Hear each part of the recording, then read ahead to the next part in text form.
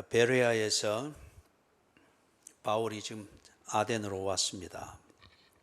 베레아까지 찾아온 데살로니가에 있는 유대인들이 베레아에서 잠시 머물고 있는 이 바울과 그 일행들에 대해서 아주 좀 심한 표현일지 모르지만은 적절할 것 같습니다. 악랄할 정도로 그렇게 방해 공작을 펼쳤죠. 그래서 베레아에서 데살로니가로 잠잠해지면 데살로니가로 돌아갈 것이라 기대하던 이것을 접을 수밖에 없었습니다. 그래서 베레아에서 배를 타고 아덴은 아테네를 말합니다. 지금 현재 그리스의 수도죠. 아테네로 그렇게 갔습니다. 거기 가니까 16절처럼 전개가 되어지는데 아테네를 아덴으로 하는 이것을 여러분이 기억을 하셔서 아덴 이렇게 성경에 있는 대로 읽을 때 그렇게 지명을 이해를 하시면 되겠습니다. 거기 가니까 우상이 가득한 것을 보았다고 합니다. 이 부분에 대해서는 여러분이 그리스 신화를 읽으면 이 배경은 쉽게 설명이 되어질 것입니다. 그래서 그리스 그리고 그 뒤에 그 문명을 이어가던 로마 제국, 이 신화가 그들의 가치관, 세계관, 문화 이것에 큰 저변을 이루고 있죠. 그래서 뒤에 종교심에서도 우리가 잠시 다루게 되겠습니다만은 그들은 모든 것을 신과 연결시켜서 그렇게 해서 정리를 했고 일상생활을 만들어 갔습니다. 그러다 보니까 그들이 어떤 사건이나 아니면은 중요한 그런 범주에다가 마다 지배하고 있는 신이라 여기는 그런 신들을 볼 수 있도록 만들었고 그들이 접촉할 수 있도록 구조를 만들었습니다. 그러다 보니 당연히 우상이 세워지는 거죠. 어느 신을 상징하는 우상 또는 그 상을 볼 때에 그들이 그 신을 생각하고 그 신과 결부되어진 삶의 어느 영역을 절대 의지하면서 그렇게 사는 구조죠. 그렇기 때문에 특히 그리스의 수도였던 그 아테네에 이 우상이 가득했습니다. 중심지니까. 그래서 바울이 마음의 격분을 일으켰다고 합니다. 이거는 성질이 일어났다 이런 말이 아니고 굉장히 마음이 불편했습니다. 여러분, 무언가 이것이 진리다, 이것이 옳은 것이다 라고 분명히 검증하고 확정돼서 여러분이 믿고 있다고 하면은 그것 아닌 다른 것을 믿으면서 삶을 거스리고 있는 것을 볼 때에 여러분은 굉장히 마음에 여기서 말하는 것과 같은 격분이 일어날 겁니다. 수양이 덜 됐으면 이게 막 소위 말해서 뚜껑이 열리는 성질 부리는 것으로 막 나타나겠죠. 특히 이걸 쉽게 이해하기 위해서 부모님들이 자식들이 하는 걸 볼 때에 마음이 격분이 일어나는 경우들이 종종 있지요. 지금 이 시간에 이렇게 해야 되고 지금 이때는 이런 것을 해야 되는데 그게 당연한데 살아보니 그렇는데 이 자식이 꼭 지 옳다는 생각으로 지 방식대로 꾸역꾸역 한단 말이에요. 이럴 때에 부모로서는 참 답답합니다. 그리고 잔소리를 하려고 하고 뭔가를 개입을 하려고 하죠. 바울이 지금 마음의 격분이 일어난 게 그런 상태입니다. 그래서 17절에서는 보니까 회당에서는 유대인과 경건한 사람들과 또 장터에서는 날마다 만나는 사람들과 변론했습니다. 마음의 격분이 일어났습니다. 그런데 이 격분을 가지고 속으로만 삼키고 있다고 하면은 바울의 이 진리의 복음에 대한 믿음은 반쪽짜리일 겁니다. 그리고 바울의 그리스도인됨은 반쪽짜리일 겁니다. 지 자신을 관리하는 데 적절한 그리스도인의 인격이고 신앙이지 그리스도인답게 살아내도록 만드는 그러한 정도까지의 믿음은 되지를 못했을 겁니다. 그런데 바울이 마음의 격분이 일어나서 그 격분이 일어나는 것, 다시 말해서 이들이 잘못된 종교심을 가지고서 한편 그들의 삶을 스스로 망치고 있고 다른 한편 하나님에 대하여 참 모욕적으로 사는 이것을 볼 때 바울은 그냥 있을 수가 없었습니다. 그래서 때를 얻든지 못 얻든지 기회가 되는 대로 만나는 사람에게 그리 살면 안 된다. 하나님은 이런 분이시다. 진리는 이것이다. 가르쳤다고 합니다. 여기 보니 변론했다고 그러죠. 그래서 이 변론은 바울이 여기 아테네에 발을 딛기 약 400년 전에 소크라테스가 이 아테네에서 했던 것처럼 그렇게 논쟁하고 질문을 던지고 그래서 뭐 또 논리적인 논쟁을 하고 이런 의미의 변론이 아닙니다. 바울이 했던 이 변론이라 말하는 것의 기본적인 성격은 선포한 겁니다. 설명해 준 겁니다. 설명입니다. 과학은 질문하고 대답하고 논쟁하는 걸 통해서 모두가 동의할 수 있는 결론을 만드는 그런 식의 변론을 하죠. 그러나 신학적 진리는 그렇게 변론될 수 있는 성격이 아닙니다. 과학적 점검을 통해서 결론을 만들어내는 게 아닙니다. 그렇기 때문에 지금 바울은 계시를 통해서 자기가 깨달았고 삶을 통해서 검증되었고 확정되어진 이 진리, 그러나 과학의 틀 안에 매일 수 없고 그것으로 검증, 확정될 수 있는 그 범위를 넘어가는 이 진리를 바울이 그들에게 선포해 줍니다. 설명해 줍니다. 그죠? 그걸 지금 날마다 만나는 사람들과 변론했다. 장터에서든 저작거리에서든 유대인의 회당이든 어디 곳에서든지. 그죠?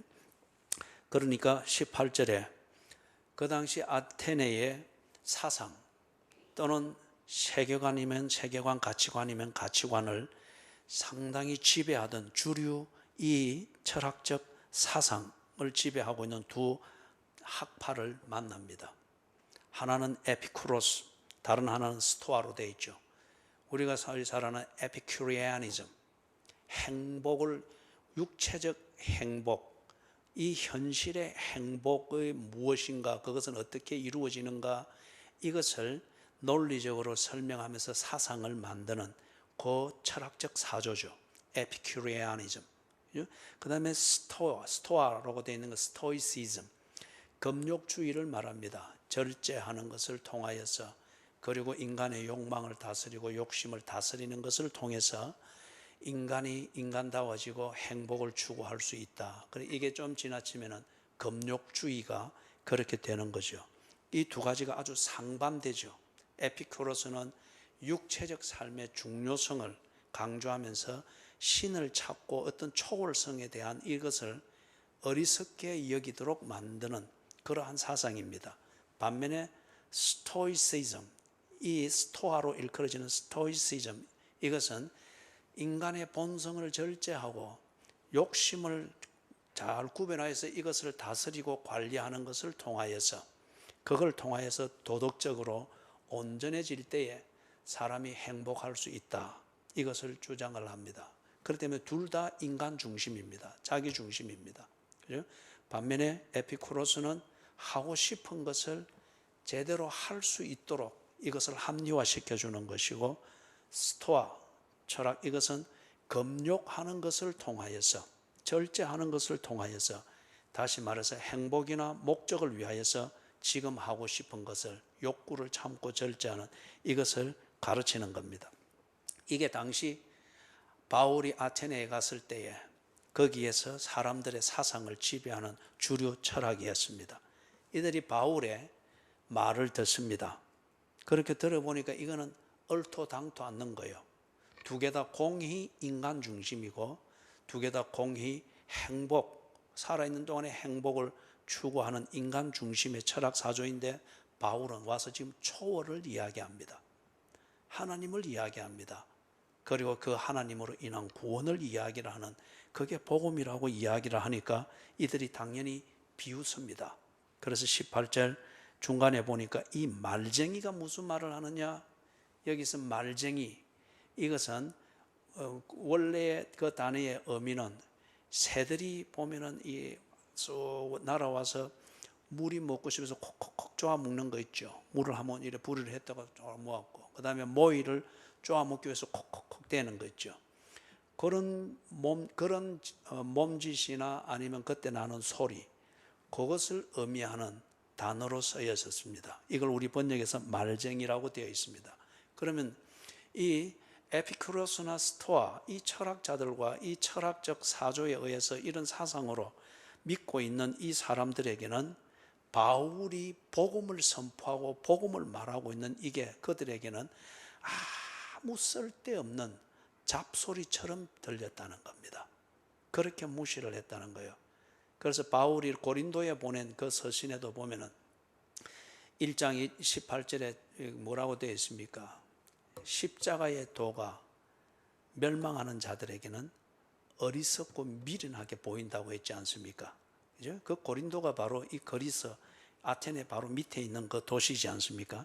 그렇기 때문에 이들이 당연히 이 말쟁이가 바울이 전하는 이 복음을 그런 식으로 무시하고 아무것도 아니게 들리는 거 당연하죠. 뭐 이 시대도 그렇지 않습니까? 여러분이 직장에서든 어느 곳에든지 예수 믿는다고 하는 것, 이것을 여러분이 본능적으로 숨기지 않습니까? 그죠? 그리고 뭐 교회 얘기 이런 거 나오면은 여러분이 애둘러 피해 가려고 하고 달리 표현을 하려고 하지 않습니까? 왜냐하면은 세상 사람들이 이 사조에 젖어 있는 이 사회의 사람들이 내게 어떻게 반응할 것인가 하는 것을 짐작하기 때문에 그렇지 않습니까?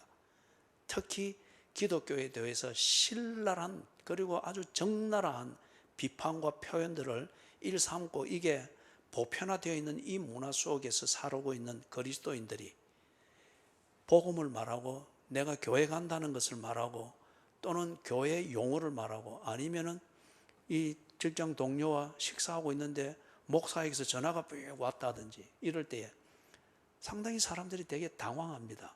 그리고 숨기려고 합니다. 예? 숨기려고 합니다. 제가 어느 분과 변호사인데 그분과 식사를 하고 식사 초대를 해서 갔단 말이에요. 식사를 잘 하고 마치고 이제 그 사무실로 좀 자기 사무실로 들렸다가 가시라 해서 가는데 사무실에 들어가는 입구에 보니까 고객이 거기 2명이 앉아서 기다리고 있어요. 그러니까 저보고는 다른 문으로 들어가라 하고 자기는 그 고객이 있는 문으로 들어가는 거예요. 그러면서 가만히 생각하니까 그런 거예요.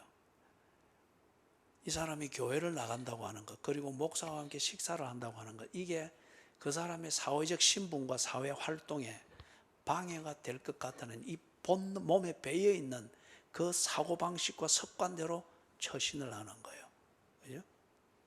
이게 오늘 우리 현대 교인들, 그리스도인이라 하는 사람들의 사회에 대한 처신입니다. 한편은 이해가 됩니다. 워낙 사회에서 복음에 대해서나 교회에 대해서나 교인들에 대해서 저항과 조롱이 거세기 때문에 그렇게 숨기는 것이죠.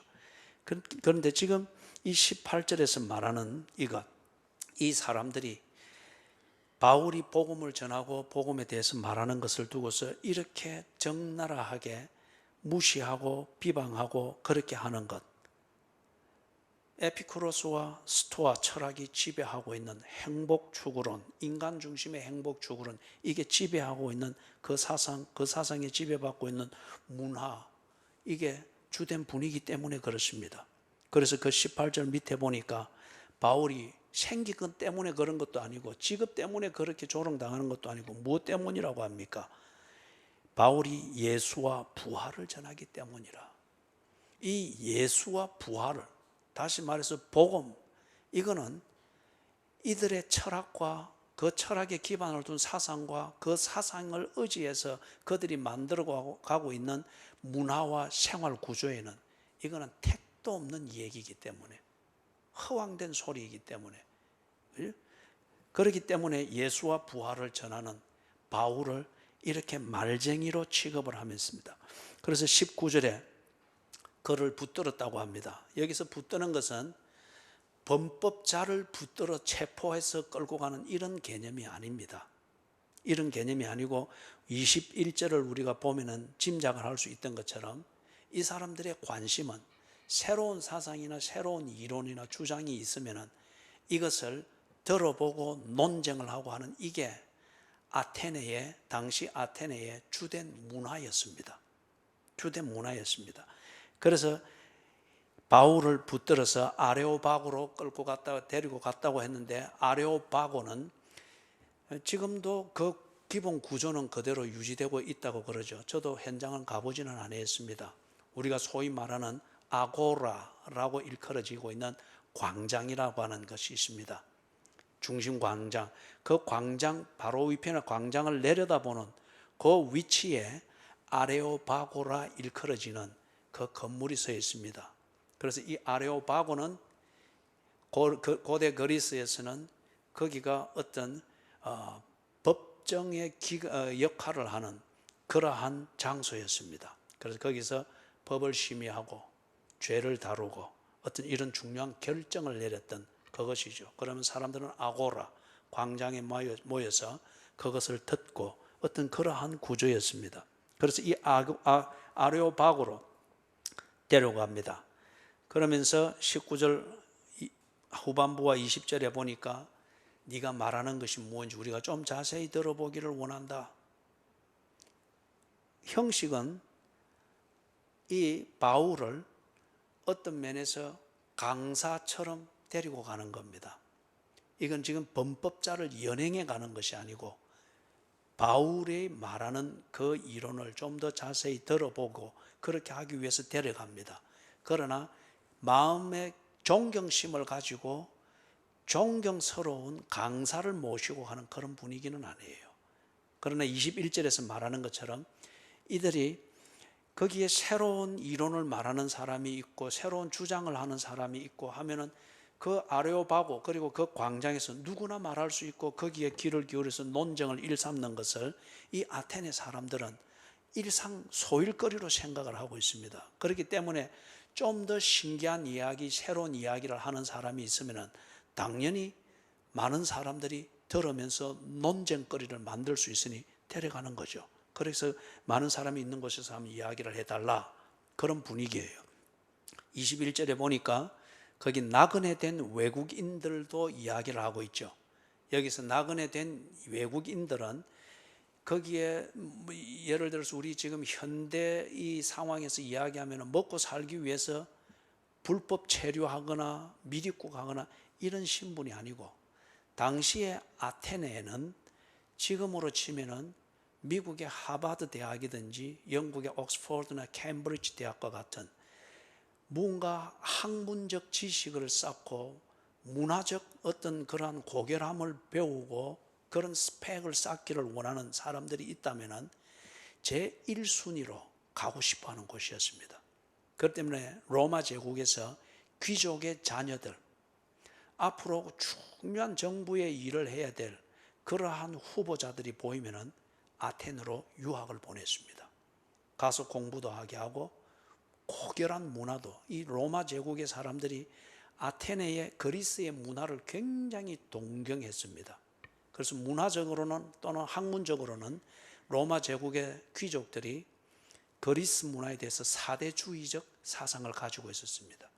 그렇기 때문에 잘 아는 네로 황제도 로마의 그리스도의 문화를 배우면서 자기가 쓴 희극, 이 경연대회가 있는데 자기도 그 참가자 중 한 명이 되어서 그리스인의 연극인의 옷을 입고 탁 꿇어 앉아서 자기 순서를 기다리고 이럴 정도로 로마 제국의 사람들이 그리스의 문화에 대해서 사대주의적인 어떤 이런 정도의 사상이 있었습니다. 그렇기 때문에 여기 21절에서 말하는 모든 아덴 사람과 그 본토인들을 비롯하여서 거기 나그네 된 외국인들, 이들은 그렇게 해서 모인 사람들이고, 그리고 아테네 그 광장을 중심으로 해서 늘 토론이 이어지고 새로운 정부가 교환되지고 하는 이것에서 그들은 많은 정보를 얻고 많은 문화를 배우게 됩니다. 그렇기 때문에 이게 그 광장에서의 하루를 소일하는 광경입니다.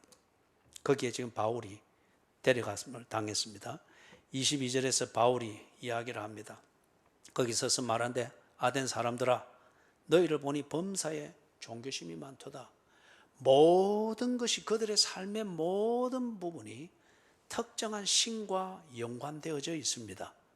전쟁의 신이 있고 미의 신이 있고 행복의 신이 있고, 그들이 추구하는 행복의 어느 영역, 그 영역을 지배하는 신을 다 만들어서 그것과 연관해서 그들의 삶을 만들어가고 있단 말이에요. 이게 종교심입니다. 인간이 원하는 게 있고 그 원하는 것을 추구하는 데 있어서 인간의 한계를 느낄 때에 원하는 것을 추구하는 것을 포기하지 않습니다. 그것을 이룰 수 있도록 인간은 신을 창조합니다. 그리고 그 신을 다루는 방식을, 이론을 만듭니다. 그리고 그것을 그대로 자기들이 합니다. 이게 종교입니다. 그래서 이 아테네를 보니까 모든 게 그렇게 딱 되어 있는 거예요. 그리고 그들이 창조한 신을 상징하는 상들을 만들어서 언제나 그렇게 그런 신과 밀접되어 있다고 하는 이것을 사람들에게 각인을 시키고 있습니다. 이걸 보고서 범사에 종교심이 많도다.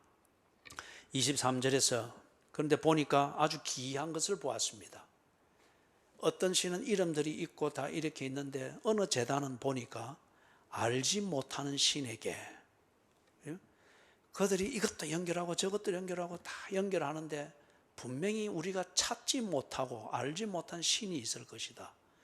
그 신을 우리가 이렇게 숭배하고 섬기지 않으면, 그가 노여움을 품으면 우리의 이런 노력들이 다 허사가 될 것이다.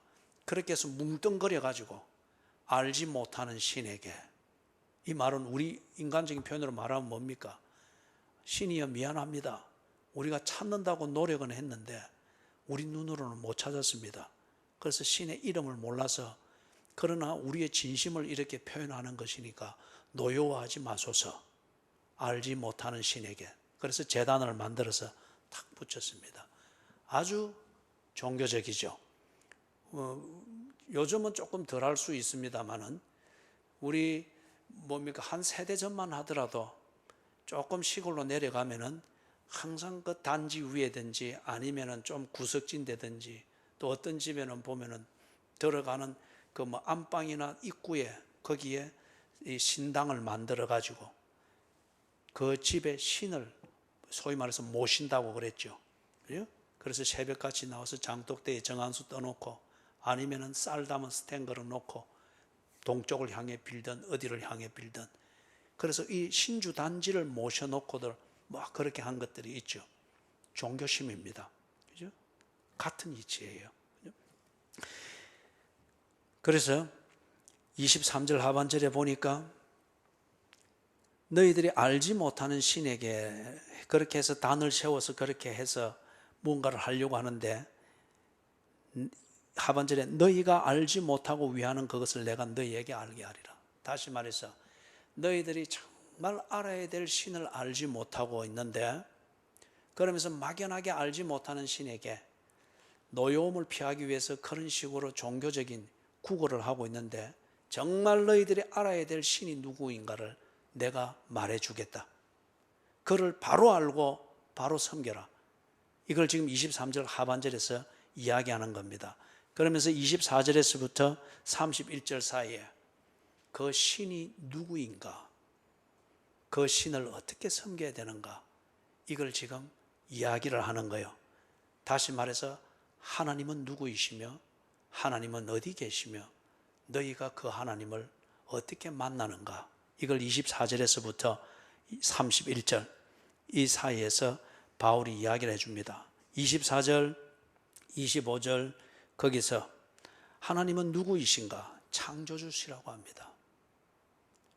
그리스 신화에서는 전쟁의 신이 따로 있고 사랑의 신이 따로 있고 미의 신이 따로 있고, 그렇게 해서 아름다워지려면 미의 신에게 가고 전쟁에서 이기려고 하면 또 이 신에게 뭘 하고 바쁩니다. 종교 생활하기가. 그런데 바울이 이야기합니다. 신은 한 분이시다. 그분이 미, 전쟁, 자연, 사랑, 행복 모든 것을 주관하신다. 그 이유는 그분이 천지를 지었기 때문이다. 천지의 주제이시다. 창조주 하나님. 그렇기 때문에 그 하나님은 너희들이 만든 종교심으로 만든 그런 신전에 거하거나 갇혀 있지 않다. 손으로 지은 전에 계시지 않다. 그리고 25절에서 그분은 배가 고픈 분이 아니다. 잿밥에 굶주린 분이 아니다. 그래서 손으로 섬김을 받는 것이 아니다. 이게 뭘 말하는 겁니까? 이 사람들이 자기들의 필요를 채우는 수단으로 신을 창조합니다. 그리고 그 신을 자기들의 필요를 채우기 위해서 달랩니다. 신을 달래기 위하여서 신을 달래고 어떻게 하기 위해서 뭘 합니까? 거래를 합니다. 우리가 이런 잿밥을 주고 이런 제사를 드리니 신이여 이번 전쟁에서는 이기게 해주십시오. 신을 창조합니다. 신을 달랩니다. 그리고 그 신과 거래를 해서 내가 원하는 것을 얻고자 합니다. 결국 이거는 뭡니까? 신이 인간을 부리는 것이 아니고 인간이 신을 부리는 것이죠. 이게 종교입니다. 그런데 너희들이 알지 못하고 있는 그 하나님, 그분은 창조주이시다. 천지를 주관하시는 분이시다. 너희들이 달랜다고 해서 이렇게 되고 너희들이 없앤다고 해서 없어지는, 제단을 만들었다고 해서 그가 존재하고 제단을 없앤다고 해서 없어지는 그런 게 아니다. 그런 종교로서 신을 찾으려고 하지 마라. 그게 24절 25절의 내용입니다. 그 다음에 그 하나님은 누구인가를 말하는데 인간을 창조하시고 주관하신다 합니다. 그래서 26절에 인류의 모든 족속을 한 혈통으로 만들었다. 이 그리스도인들은 인류를 두 혈통으로 분류해서 그들이 언제나 우월감을 가졌습니다. 그리스도인들 자기들은 문명화된 문명인이라고 자부했고, 그렇기 때문에 그리스의 문화를 모르고 있는 자들은 다 야만인이라고 했습니다. 바바리안.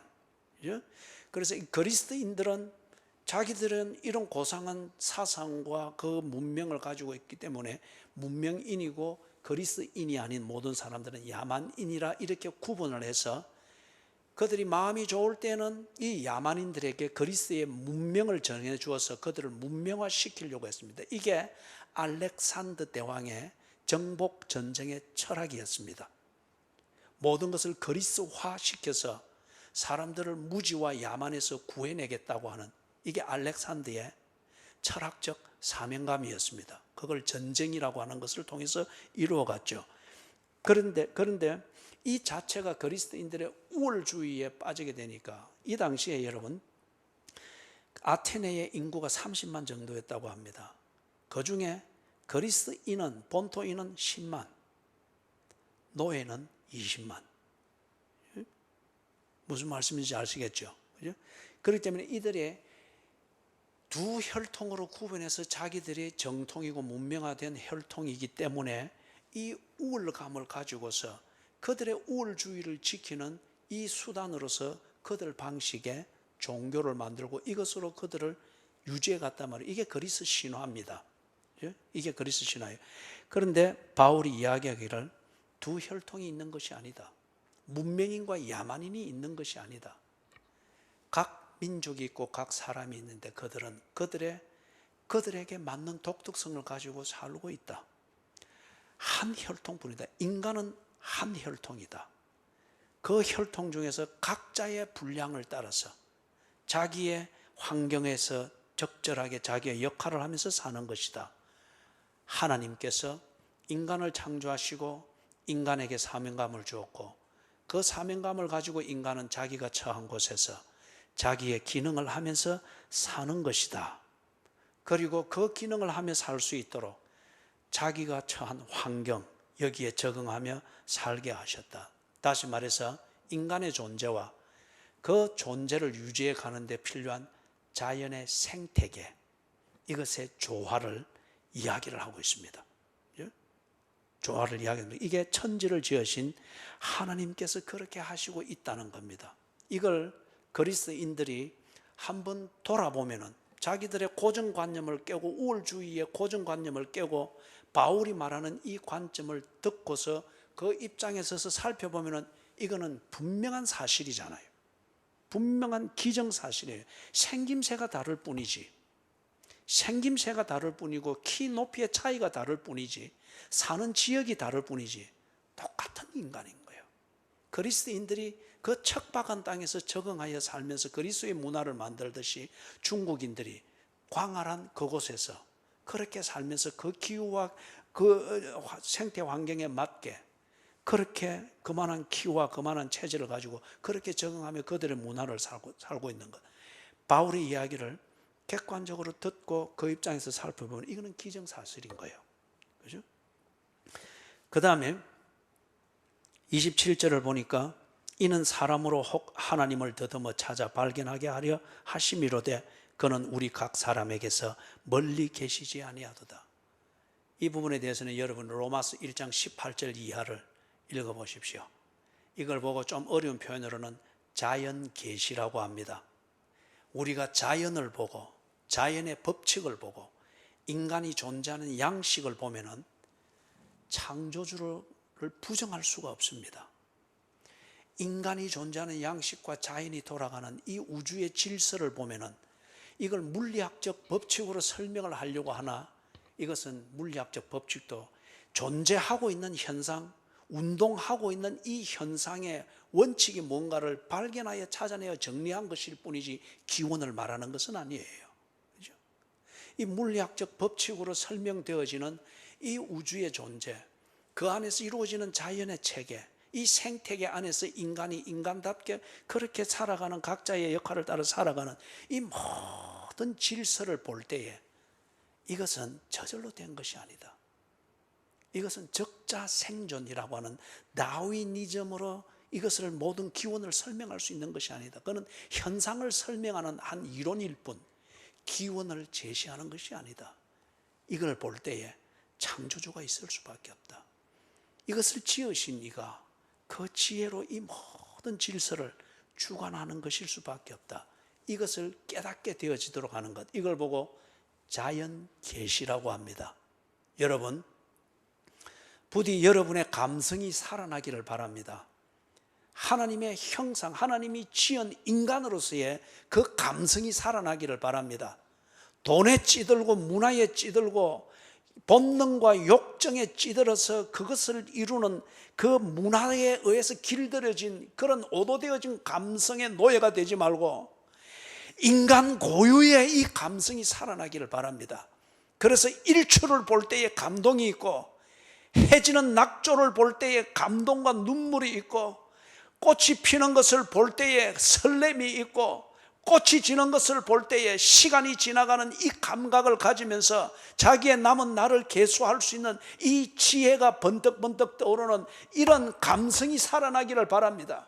그럴 때에 여러분 정말 인간이 인간답지 아니할 때에 수치심을 느낄 수 있는 것이고 인간이 자기의 시간을 관리하지 못하는 현실을 살 때에 내가 부끄러운 사람인 것을 알고 자기를 고칠 수가 있는 겁니다.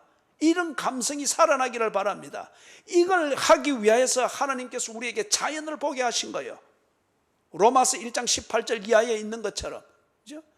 사랑하는 여러분, 이것 없이 그냥 우리의 논리적인 어떤 그런 지성을 가지고서 아니면은 종교심을 가지고서 의무감을 가지고 이렇게 해보자 하는 욕구를 가지고 절대 하나님을 못 깨닫습니다. 부분적으로 이해할 수 있는 논리적 집은 하나 지을 수 있을지 모르나 논리적 집이 있으면 못해요. 감동이 없으면 삶이 안 되는 겁니다.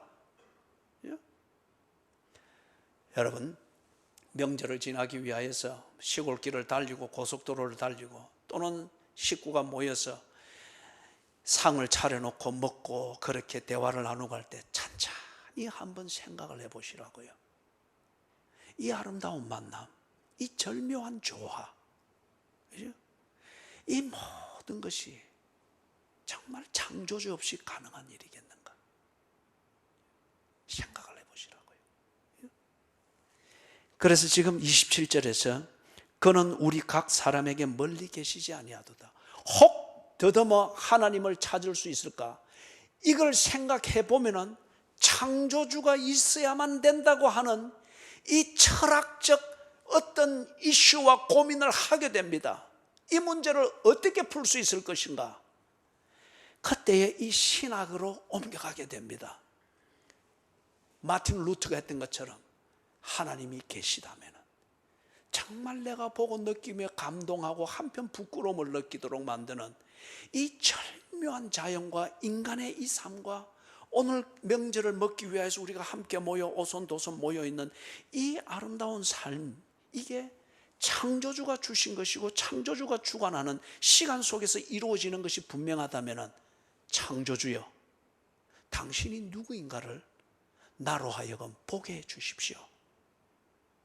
창조주여, 진정 당신이 주관하는 삶이면 내가 당신을 무시하고 어떻게 살 수 있습니까? 당신을 내게 보여주시옵소서. 그리고 당신과 더불어 사는 것을 가르쳐 주시옵소서. 이게 신학이고 신앙 고백입니다. 이렇게 되도록 하는 계기가 뭐냐? 자연을 보라는 겁니다. 인간의 삶을 보라는 겁니다. 멀리 볼 것도 없이 내 자신을 보라는 겁니다. 내가 잘 때는 죽었습니다. 그런데 내가 살아났습니다. 그래서 아침에 거울 앞에 서 있습니다. 사람들에게 제대로 보이기, 나답게 보이기 위해서 거울 앞에서 나를 관리를 하고 있습니다. 내가 잘 때는 죽었습니다. 그런데 내가 또 나가는 이 시간에 어떤 일이 일어날지 모릅니다. 그러나 나는 기대를 하고 당연히 여기면서 나갑니다. 누가 이 생명을 주었습니까? 혹 더듬어 하나님을 찾을 수 있을까? 자연의 계시를 준다는 거예요. 이 감각이 살아나기를 바랍니다. 이런 감성이 있기를 바랍니다. 28절, 29절 여기서 그들에게 다 그들 눈높이에서 알기 쉽도록 도전을 합니다. 너희 시인 중에서, 이 그리스에서는 일찍이 이 문학이 발달이 됐죠. 대표적인 게 일리아드와 오디세이라고 하는 고전 중에 고전으로 꼽히는, 이게 그리스의 문학가 호메로스가 쓴 겁니다. 그렇기 때문에 그러한 문학가들이 많고 시인이 많습니다. 그래서 그들에게 잘 알려져 있는 시인 중에 어떤 사람들의 말과 같이 이 사람 듣는 사람들이 이 작품을 압니다. 그래서 그 시 중에 아주 잘 알려진 시귀 중에 우리가 그의 소생이라 하니, 그 시에서 가령 예를 들어서 제우스라는 신을 말한다고 하십시다. 그러면은 이 그리스의 사람들은 제우스의 소생이다, 제우스의 아들들이다, 제우스가 만든 피조물들이다, 이런 식으로 그 시인이 그 작품에서 썼고, 그들은 그 시인의 작품을 아주 사랑하고 있고 잘 알려져 있다는 겁니다. 그리고 그렇게 그들은 인정을 하고 있다는 거죠. 너희들이, 그리스인 너희들이 그 시인의, 유명한 시인의 식기 하나에 감동하여서, 그래서 너희들이 제우스의 소생이다 이렇게 믿고 그렇게 살아가는데, 그 제우스가 아니라 하나님입니다. 창조주는 하나님입니다. 그래서 창조주에 의해서 인간이 만들어졌다고 하면은 우리는 하나님의 소생이지 않느냐, 이걸 지금 말하고자 하는 거예요. 그러면서 29절에서 말하는 게, 우리가 하나님의 소생인 것 같으면, 하나님의 피조물일 것 같으면, 인간이 하나님의 피조물일 것 같으면, 그 하나님을 우리가 창조하고 만들고 달래고 다스린다고 하는 게 말이 되겠느냐? 우리가 신의 소생인 것 같으면 어찌 소생된 인간이 신을 금으로 은으로 돌로 만들어 창조할 수 있다고 너희들이 생각하느냐? 그 자체가 너희들이 어불성설이지 않느냐? 그걸 말하는 거예요. 그죠? 우리가 하나님의 소생이 되었으니 그 하나님은 우리의 은이나 금이나 돌로 만들 수 있거나 달랠 수 있거나 거래할 수 있는 그런 분이 아니다. 그러면서 30절, 31절에서 이런 것을 알지 못했을 때는 너희들이 몰라서 그런다고 치자. 그런데 이제는 그렇지 않다는 거예요. 이제는 그렇지 않다. 지금 너희들이 이 복음을 듣고 있지 않느냐? 제우스도 아니고 허메도 아니고 아킬레스도 아니고 누구냐? 창조주 하나님이시다는 이 복음을 너희들이 이제는 듣고 있지 않느냐? 그렇기 때문에 돌이켜라, 회개하라. 종교심으로서 너희들의 삶을 어떻게 만들려고 하지 말고 이제는 그런 종교심을 버리고 이것저것 해지면서 신을 창조해서라도 너희들의 문제를 풀려고 원하는 것을 채우려고 하던 이런 섭성과 그러한 문화와 사상과 어떤 이런 것을 이제는 버리라. 이게 회개하라는 겁니다. 회개는 돌아서는 겁니다. 회개는 뉘우치는 것만이 아니에요. 뉘우치지만은 돌아서지 아니할 때에 얼마나 위선적인 종교인이 됩니까? 얼마나 위선적인 목사가 되고 얼마나 위선적인 장로와 집사와 권사들이 되느냐 말이에요. 예배는 드리지만은 뉘우치기 때문에, 예배는 드리고 예배를 드리면서 뉘우치기 때문에 무언가 양심의 가책을 느끼는 예배 시간이지만은, 그러나 돌아서고 뉘우쳤던 것대로 고치지 않는 것 같으면 당신은 위선적인 예배자예요. 내 위선을 합리화시키기 위해서 예배를 드리는 종교 행위를 할 것뿐이라는 거예요. 그래서 회개하라는 겁니다. 종교심을 가지고 많은 제단을 쌓고 치성을 드리는 이것으로서는 너희들이 되어지지 않느니, 그런 방식으로 창조주 하나님을 찾고 창조주 하나님 앞에서 제단 하나 만들듯이 창조주 하나님 앞에 제단 쌓아서 이렇게 하는 것 아니다는 거예요. 회개하라. 회개하라. 여러분, 이 사람들에게 이 바울이 지금 여기서 설교하는 여기서 구체적으로 그들이 회개해야 될 대목을 짚는다면 세 가지입니다. 하나님에 대해서 무지한 것을 회개해야 합니다. 몰랐다 하는 이것으로서, 그거는 어떤 면에서는 법 앞에 가서 동정을 구하는 변명은 될 수 있을지 모르나, 그러나 이게 진리 앞에서는 통할 수 없는 얘기인 거예요. 하나님에 대해서 무지했다고 하는 이것을 회개하라. 두 번째는 종교심. 22절에서 말하는 것, 종교심을 가지고서 너희들이 신의 보호를 받고 있다고 착각하게 만드는, 이거 회개하라는 거예요. 감히 신을 창조하고 달래고 거래를 해서 네 원하는 것을 얻으려고 했던 것, 이 심보를 버려야 된다는 겁니다. 이것으로 하나님께 나아갈 수 없습니다. 그리고 세 번째 말하는 것, 이것은 24절에서부터 28절에 말하는 그 내용이죠. 24절에서부터 27절에 말하는 인문주의. 우리 현대 표현에서 인문학이라고 하는 게 많이 사용되어져 있기 때문에 이걸 빌려서 인문주의. 이것은 다름 아니라 인간 중심입니다. 휴머니즘이라고 말하는 것. 인간 중심, 인간을 다시 찾고 인간이 주도하는 그러한 삶을 살고 세상을 만들자 하는 것이 인문주의고, 이게 그리스와 로마 제국의 학문자 사상의 중심입니다. 그래서 이 인간 중심, 인간이 주도하고 내가 원하는 행복을 찾고 이러기 위해서 그들은 신을 창조했고 필요한 신을 만들었고 그 신을 달랬고 신과 거래하는 방식을 만들어서 그들 방식의 종교를 만들고 그것에 집착했습니다. 이거는 하나님을 섬기는 태도가 될 수가 없다는 거죠. 창조주 하나님을 알고 그 하나님을 만나서 섬기려고 하면은 네 인문주의를 회개하라. 교양을 버리라는 것이 아닙니다. 인간 중심이 되기 위해서 하나님을 다루려고 하는 이런 것을 버리라는 겁니다. 그래서 마지막 부분에 31절에서 이는 정하신 사람으로 하여금 천하를 공의로 심판하는 날을 작정하셨다. 앞에서 말하던 것, 회개하지 아니하면은, 다른 말로 말해서 그리스인들이 자기들 방식으로 인문주의의 이 방식으로 신을 창조하고 신을 섬기던 그 종교심의 특심, 이런 것으로서 알지 못하던 신이 하나님이었구나, 그 방식으로 그 하나님께 또 제단 하나 만들고 이렇게 치성을 드린다, 이렇게 해서 될 문제가 아니라는 거예요. 심판하시겠다는 거예요. 제우스는 심판을 못합니다. 아프로디테는 심판을 못합니다. 큐빗은 심판을 못합니다. 그죠? 포세이돈은 심판을 못합니다.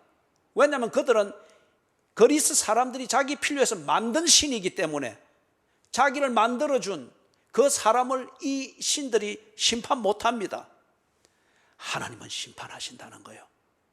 천지의 주제이시며 인간의 생사화복을 주시고 주관하시는 분이시기 때문에 그분에게 대해서 어떤 태도를 가졌느냐에 대해서 판단하시고 심판하신답니다. 그래서 천하를 공의로 심판하는 날을 작정하셨다. 무엇을 통해서? 거기 보니 정하신 사람이라고 합니다. 그 정하신 사람이 누군가? 31절 후반절에 이에 그를 죽은 자 가운데서 다시 살리신 모든 사람에게 믿을 만한 증거를 했다는데, 여기 정하신 사람, 그를, 이거는 누굽니까? 저기 18절에서 바울이 아테네 사람들에게 말할 때 무엇에 대해서 말했다고 했습니까? 예수와 부활을 전하기 때문이라. 그러면 여기 정하신 사람, 하나님께서 당신이 누구이시며 무엇을 하기를 원하시는가, 당신이 주기를 원하는 구원과 은혜가 무엇인가를 사람들로 하여금 알게 하고 하나님께로 나오는 길을 만들기 위해서 정해서 보낸 사람이 누군가? 예수라는 거예요.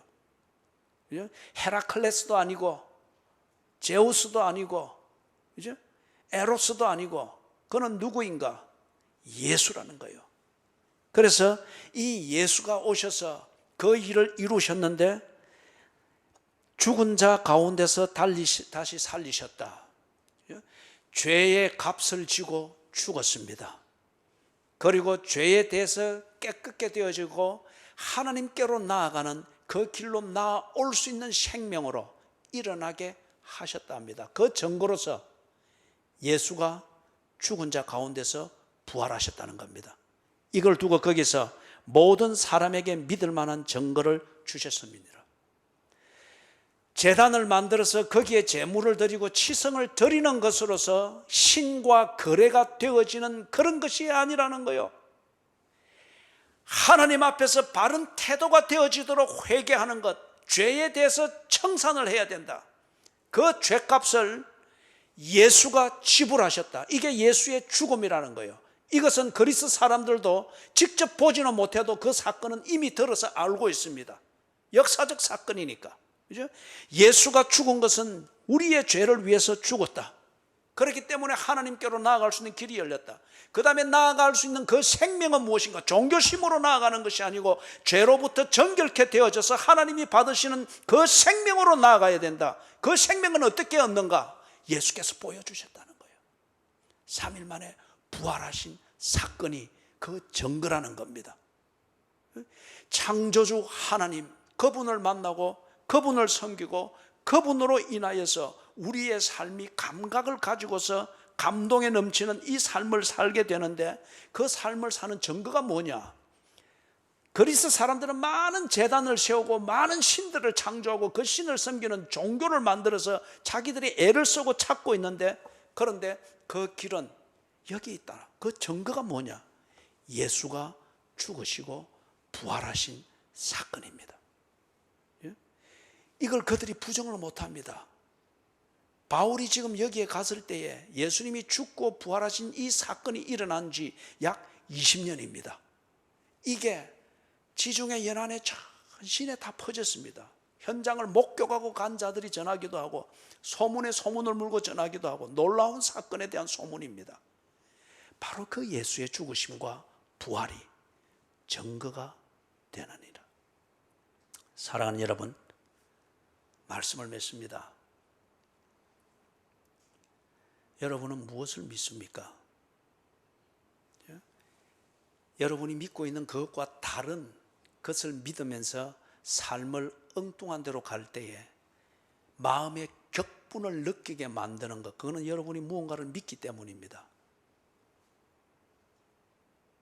여러분은 예수 그리스도의 복음이 오도되어지고 매도되어지는 것을 볼 때 마음의 격분이 일어납니까? 아니면은 예수 그리스도의 복음, 이것을 말해야 되고 여러분이 그리스도인으로 지명이 될 때에 그때에 수치를 느낍니까? 숨고 싶습니까? 그 다음에 두 번째, 여러분은 그리스인입니까? 그리스도인입니까? 다른 말로 말하면 여러분은 종교심이 가득한 사람들입니까? 아니면 하나님을 믿고 하나님과 교제가 되는 사람입니까? 여러분의 예배는 종교적 의무감입니까? 여러분이 지금 드리는 예배는 하나님과 함께하는 이 감동을 나누는, 일상에서 감동을 나누던 그것의 연장선상입니까? 여러분은 회개했습니까? 하나님을 모르는 무지에서 벗어났습니까?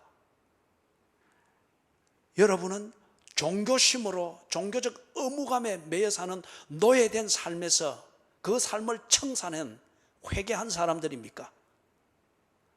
여러분은 인간 중심, 내가 원하는 것을 얻고자 하는 이 중심으로 교회를 다닙니까? 아니면은 하나님이 원하는 그 영광된 삶을 위하여서 여러분의 욕구를 제어하고 일상을 관리하는 그리스도인의 삶을 살고 있습니까? 하나님께서 우리로 하여금 복음을 듣게 하신 것은 그 복음에 근거해서 우리에 대해서 판단하시겠다고 합니다. 부디 우리 모두 하나님을 실망시키는 자들이 아니라 하나님께 자랑거리가 되며 기쁨이 되는 그리스도인들이 되기를 주님의 이름으로 축원합니다.